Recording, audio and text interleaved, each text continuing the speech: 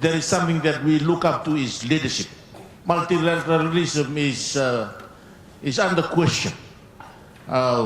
We look up to the leadership. What is your key message to the leaders who are here this week? Thank you.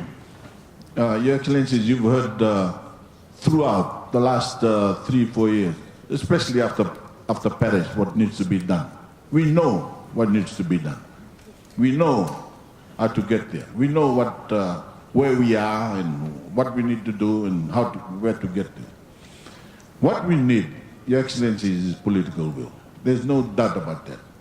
I have the impression, Mr. Facilitator, that there is like a disconnect between the Middle East and the Pacific, what the leaders of the Middle East are thinking and what the leaders of the Pacific we face every day. There's a disconnect between what's happening in the real world and what we talk about here. There's a big disconnect. We need to come down and see what's happening in the real world. That is the problem we have.